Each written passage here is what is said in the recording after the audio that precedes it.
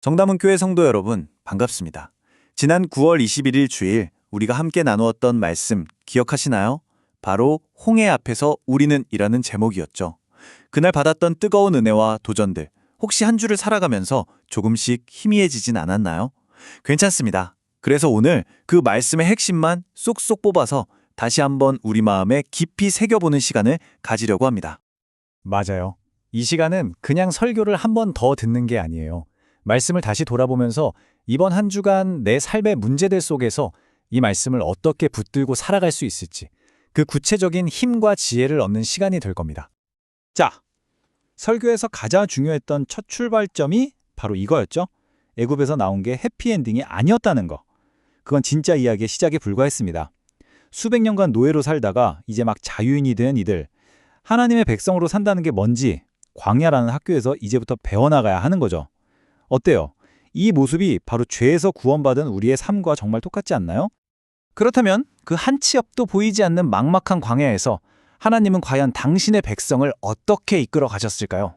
그 방식 안에 오늘 우리를 인도하시는 하나님의 원리가 그대로 담겨 있거든요. 설교의 첫 번째 파트, 그 놀라운 인도하심의 비밀을 한번 파헤쳐 보겠습니다.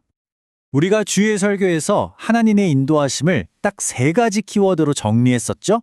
첫째는 정말 지혜롭게, 둘째는 한결같이 신실하게, 그리고 마지막 셋째는 단 한순간도 떠나지 않고 언제나 함께. 이 세 가지만 기억해도 우리 삶을 이끄시는 하나님을 향한 신뢰가 훨씬 더 깊어질 거예요. 자, 그럼 하나씩 한번 살펴볼까요? 첫 번째, 지혜로운 인도하심입니다. 사실 가나안까지 가는 빠른 길이 있었어요. 지름길, 블레셋 땅을 통과하는 거였죠. 근데 하나님은 일부러 그 길을 택하지 않으시고 멀리 돌아가는 길로 인도하십니다. 왜 그러셨을까요? 이제 막 노예에서 벗어난 이 백성이 갑자기 전쟁을 만나면 겁을 먹고 아이고 다시 애굽으로 돌아가자 할 걸 너무나 잘 아셨기 때문이에요. 우리 눈에는 이게 돌아가는 길, 답답한 길처럼 보일 수 있어도 그게 바로 우리를 지키시는 가장 안전하고 완벽한 최선의 길이라는 것. 야, 이게 바로 하나님의 놀라운 지혜입니다. 두 번째는요, 신실한 인도하심이에요. 모세가 다른 건 몰라도 요셉의 유골만큼은 꼭 챙겨서 나오는 장면 정말 인상 깊지 않았나요? 이게 무려 400년 전에 남긴 유언이었거든요. 생각해보세요. 이 유골은 그냥 뼈가 아니었어요. 하나님이 반드시 너희를 기억하고 찾아오실 거다라는 그 약속이 400년이라는 긴 세월이 지나도 어김없이 이루어졌다는 살아있는 증거물이었습니다. 마치 지금 우리 손에 들린 이 성경 말씀이 수천 년 전의 약속이 오늘날에도 살아있음을 증명하는 요셉의 유골과도 같은 거죠. 그리고 세 번째, 하나님은 언제나 함께 하십니다. 어떻게 그걸 알 수 있었죠? 네, 바로 낮에는 구름 기둥으로 그 뜨거운 태양을 가려주시고 밤에는 불 기둥으로 추위와 어둠을 막아주셨어요. 이 기둥들이 단 한순간이라도 백성들 곁을 떠난 적이 없었습니다. 지금 우리 눈에는 구름 기둥, 불 기둥이 보이지 않죠? 하지만 걱정 마세요. 예수님께서 약속하신 보혜사 성령께서 세상 끝날까지 우리와 함께 하시며 우리를 인도하고 보호하고 계시니까요. 자, 그런데 이렇게 완벽한 하나님의 인도하심을 받고 있다고 해서 구원받은 백성의 길이 마냥 꽃길이기만 한 건 아니었습니다. 설교는 곧바로 우리를 숨막히는 절체절명의 위기 속으로 데려갑니다. 왜냐하면요, 바로 왕으로 상징되는 이 세상의 악한 세력은 절대로 하나님의 백성을 그냥 순순히 놓아주지 않기 때문입니다. 10가지 재앙을 겪고 나서 제발 좀 떠나가 달라고 빌었던 바로의 마음이 언제 그랬냐는 듯이 돌처럼 굳어버렸어요. 그는 이집트 최정예 특수부대인 병거 600대, 그리고 나라의 모든 군사력을 총동원해서 이스라엘의 뒤를 미친 듯이 추격하기 시작합니다. 죄와 세상의 권세가 딱 이렇습니다.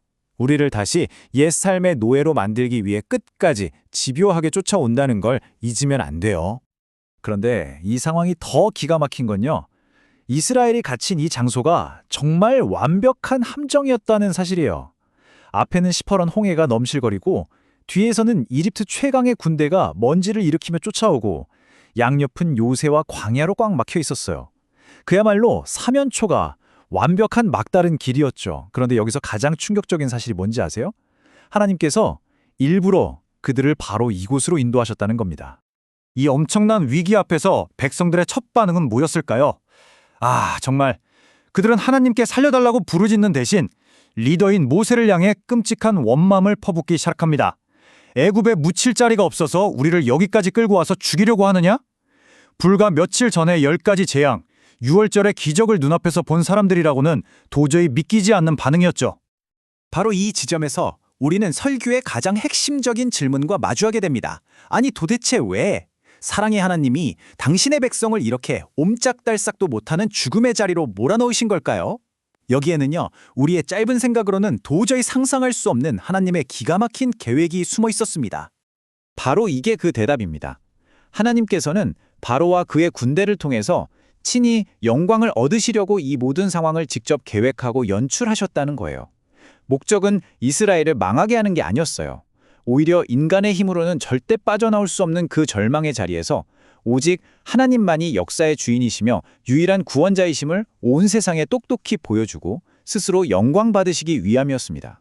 자, 그렇다면 이런 거대한 하나님의 계획 앞에서 우리 인생의 홍해를 만났을 때 우리는 구체적으로 뭘 해야 할까요? 설교는 절망에 빠진 우리에게 모세의 입을 통해 아주 명확하고 실제적인 행동 지침을 알려줍니다.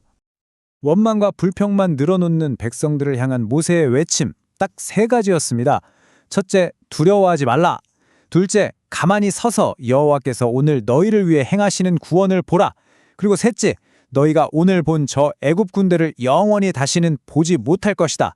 이 3가지 명령, 오늘 우리 삶의 위기 앞에서 하나님이 우리에게 주시는 음성으로 들으셔야 합니다. 여기서 가만히 서서라는 말의 의미를 우리가 잘 알아야 해요. 이게 그냥 에이라 모르겠다 하고 손 놓고 있으라는 게 절대 아닙니다. 오히려 내 안에서 파도처럼 밀려오는 두려움, 원망, 조급함, 불신앙의 시끄러운 소음들을 의지적으로 스탑 시키는 거예요. 그리고 이제부터 하나님이 어떻게 일하시는지 잠잠히 믿음의 눈을 뜨고 지켜보라는 아주 적극적인 신앙의 행동인 거죠. 그리고 마침내 이 모든 절망적인 상황을 단번에 뒤집어버리는 가장 위대한 약속이 선포됩니다. 이것이야말로 설교 전체의 결론이고 오늘 홍해 앞에 서 있는 우리 모두가 생명처럼 붙들어야 할 진리입니다. 바로 이 전쟁의 진짜 주인이 누구인지를 선포하는 말씀이죠. 바로 이 말씀입니다. 여호와께서 너희를 위하여 싸우시리니 너희는 가만히 있을지니라. 여러분, 우리의 신앙생활은 나 혼자 낑낑대며 싸워나가는 외로운 전투가 아니에요. 우리의 대장 되신 주님께서 친히 나를 위해서 싸워주시는 전쟁입니다. 우리의 역할은 그저 그분이 싸우시는 것을 믿고 잠잠히 지켜보는 것, 바로 그겁니다. 그렇다면 하나님이 싸워주시는 이 전쟁에서 우리가 얻는 진짜 승리는 대체 뭘까요? 우리는 종종 이 승리의 개념을 세상적인 기준으로 생각할 때가 너무 많아요. 그래서 이번 기회에 성경이 말하는 진짜 승리가 뭔지 그 개념을 바로 잡는 게 정말 중요합니다. 성경에 말하는 진짜 승리는요, 내 문제가 다 해결되고 돈을 많이 벌고 세상에서 성공하는 게 아니에요. 진짜 승리는 때로는 고난을 통과하고 아픔을 겪더라도 그 모든 과정을 통해 결국 하나님의 선하신 뜻이 내 삶에 이루어지는 것, 그리고 그분을 더 신뢰하며 약속의 땅을 향해 한 걸음 더 나아가는 것, 바로 그게 진짜 승리입니다. 자, 이제 이 말씀을 우리 각자의 삶으로 가져와 볼 시간입니다. 지금 여러분의 삶을 딱 가로막고 있는 거대한 홍해는 무엇인가요? 밤에 잠도 못 자게 나를 두렵게 만드는 애굽 군대는 또 무엇입니까?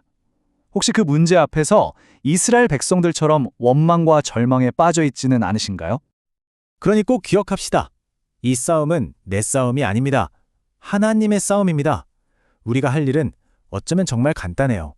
내 안에서 올라오는 불신앙의 시끄러운 소음들을 멈추는 것, 내 힘으로 어떻게든 해보려는 발버둥을 내려놓는 것, 그리고 잠잠히 나를 위해 길을 여시고 나를 위해 싸우시는 하나님을 신뢰하며 그분의 다음 발걸음을 따라가는 것, 그것뿐입니다.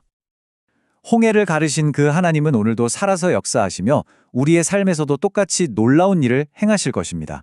이 믿음으로 하나님께서 우리 삶에 이루실 다음 승리를 기대하며 앞으로 계속될 이 출애굽기 강의 여정에 끝까지 함께 동참하시지 않겠습니까? 절망의 자리에서 하나님의 위대한 승리를 목격하는 우리 모든 성도님들 되시기를 간절히 소망합니다.